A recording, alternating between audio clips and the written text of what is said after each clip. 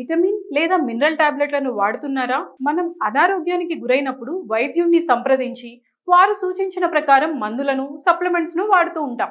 కానీ నేటి కాలంలో చాలా మంది ప్రజలు ఎటువంటి సూచనలు, ప్రిస్క్రిప్షన్ వంటివి లేకుండానే మందులను తీసుకుంటున్నారు. ఇలా చేయడం వల్ల మనకు అనేక దుష్ప్రభావాలు కలిగే అవకాశం కూడా ఉంది.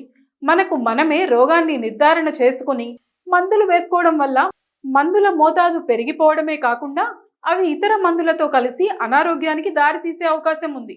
కనుక దీర్ఘకాలిక అనారోగ్య సమస్యలకు మందులు వాడే ముందు వాటి మోతాదును, ప్రభావాలను తెలుసుకోవడానికి వైద్యుడిని సంప్రదించడం చాలా అవసరం. అనారోగ్యాన్ని తగ్గించడంలో మందులను తీసుకునే మోతాదు, సమయం, ప్రభావం ఎంతో ఉంటుందని వైద్యులు చెప్తున్నారు.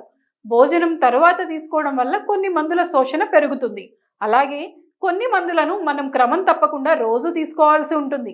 ఇలాంటి మందులను తగిన సమయంలోనే తీసుకోవాల్సి ఉంటుందని, ఇవన్నీ తెలియకుండా మనం మందులను తీసుకోవడం వల్ల అనారోగ్య సమస్యలు తగ్గకపోగా కొత్త అనారోగ్య సమస్యలు తలెత్తే అవకాశం ఉందని వైద్యులు హెచ్చరిస్తున్నారు. కొందరు విటమిన్లకు సంబంధించిన సప్లిమెంట్స్ను తీసుకుంటూ ఉంటారు. అయితే కొన్ని నీటిలో కరిగే, కొవ్వులో కరిగే విటమిన్లు ఉంటాయి. విటమిన్ సితో పాటు బి విటమిన్లు నీటిలో కరిగే విటమిన్లు కనుక ఇవి మూత్రం ద్వారా రోజు విసర్జింపబడతాయి.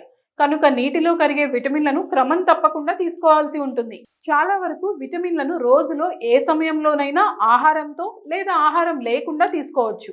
చాలా మంది ఐరన్ సప్లిమెంట్స్ను తీసుకుంటూ ఉంటారు. ఖాళీ కడుపుతో ఐరన్ సప్లిమెంట్స్ను తీసుకోవచ్చు. అయితే ఇది కొందరిలో కడుపు నొప్పిని కలిగిస్తుంది. అలాంటి సమయంలో ఏదైనా తిన్న తర్వాత తీసుకోవాలి.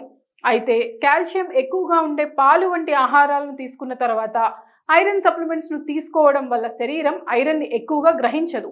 మెగ్నీషియం సప్లిమెంట్స్ను కూడా చాలా మంది తీసుకుంటూ ఉంటారు. వీటిని ఎక్కువగా రాత్రిపూట తీసుకుంటారు.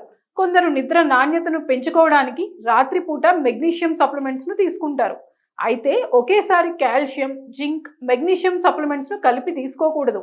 వీటిని వైద్యుడి సూచన మేరకు ఏ సమయంలో తీసుకోవడం మంచిదో తెలుసుకొని తీసుకోవాలి. ఇక రోజులో అనేక సప్లిమెంట్స్ తీసుకునేవారు గందరగోళానికి గురవుతూ ఉంటారు.